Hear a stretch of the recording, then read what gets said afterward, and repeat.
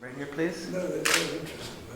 This morning in Halifax, as part of the second day of the Royal Tour of Canada, the Duke of Edinburgh presented the World Ship Trust Heritage Award to representatives of the HMCS Haida, a historical naval ship at Government House.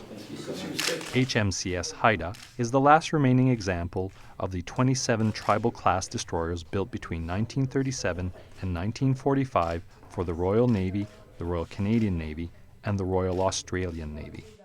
The HMCS Haida is a National Historic Site that is owned and operated by Parks Canada. Later, the Queen and the Duke of Edinburgh headed to the Canadian Forces Base Halifax, Canada's East Coast Navy base and home port to the Atlantic Fleet. It is currently the largest Canadian Forces base in terms of posted personnel. Upon their arrival, they were greeted by the Prime Minister of Canada, the Right Honourable Stephen Harper. They were invited to meet with guests and sign their Canadian portraits for the wardroom, the mess for all officers working ashore at the base. Just before the official luncheon, Prime Minister Harper invited Her Majesty to unveil the design of a newly minted coin to honour the Canadian Naval Centennial, which is celebrated this year.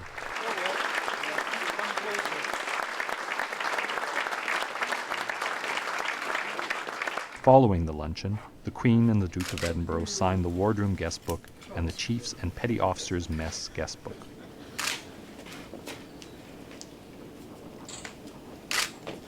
At the Bedford Institute of Oceanography, Canada's largest centre for ocean research, spread over 40 acres on the shores of the Bedford Basin in Dartmouth, Her Majesty and His Royal Highness boarded HMCS St. John's, a Halifax-class multi-purpose frigate.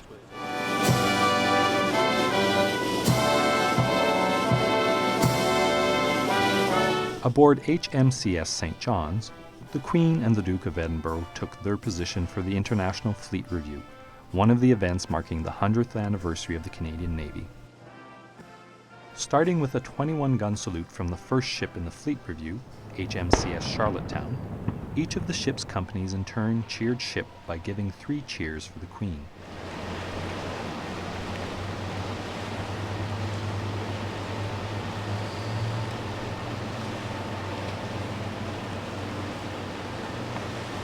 At the end of the International Fleet Review, the audience was treated to a multinational fly past. The review ended with the unveiling of a plaque commemorating the Canadian Naval Review and the International Fleet Review.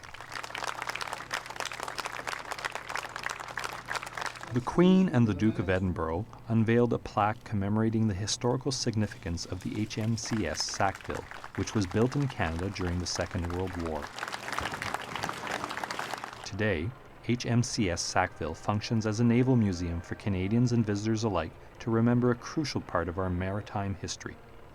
The ship is a naval memorial for all those who served at sea, held in the same regard as Vimy. After receiving gifts, the Queen and the Duke of Edinburgh met with Second World War veterans, Canadian Naval Memorial Trust officers, and Navy League cadets. Before leaving the Maritime Museum wharf, they paused to greet the crowds. This second day of the Royal Tour concluded with a reception at the Cunard Centre celebrating Nova Scotians who have made and continue to make significant contributions to their communities, their province, and their country. The Queen and the Duke of Edinburgh were welcomed by Mi'kmaq drummers and stopped at 3 small stages for brief performances along their way to the main stage.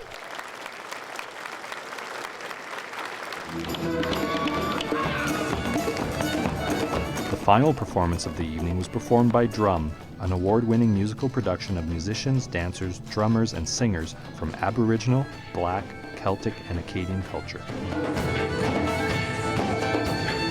At the end of the celebration, the Honourable Darrell Dexter, Premier of Nova Scotia, presented a gift to the Queen and the Duke of Edinburgh.